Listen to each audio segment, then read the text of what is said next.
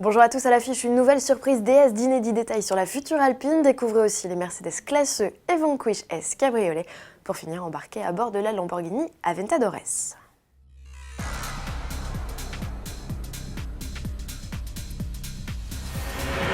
Trois petites infos avant toute chose et on commence avec la publication du palmarès Auto Plus 2017 des vols de voitures, un classement exclusif dont le Range Rover Evoque prend la tête. Il détrône la Smart Fortwo, le BMW X6 lui est troisième. Retrouvez les 50 véhicules les plus volés dans le numéro 1482 en kiosque ce 27 janvier.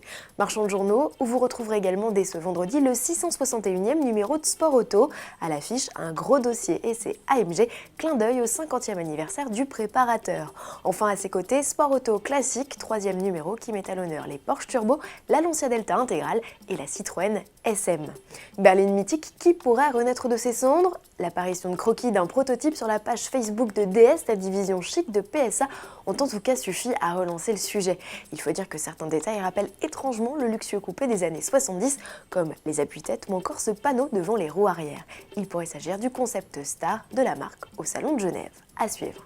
Événement suisse où c'est désormais sûr à 100%, on croisera la nouvelle berlinette. Alpine vient justement de publier de nouveaux détails sur celle que l'on nomme AS110. Après avoir parlé légèreté et rigidité via des photos de la structure en aluminium, il est aujourd'hui question d'aérodynamique.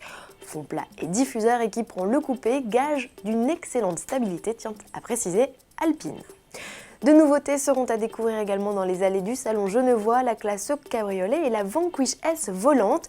2 mois après le coupé, c'est au tour du Cap britannique de pointer le bout de sa calandre.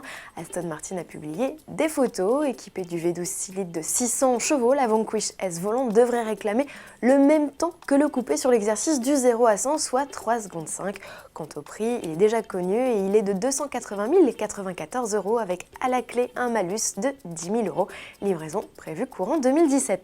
Du côté de chez Mercedes, c'est donc la Classe E découvrable qui tiendra la vedette.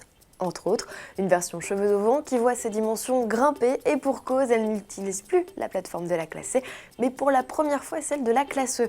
De quoi, selon Mercedes, offrir une meilleure habitabilité aux passagers arrière. Sa capote en toile, disponible en plusieurs coloris, réclamera 20 secondes pour s'ouvrir ou se refermer jusqu'à une vitesse de 50 km/h.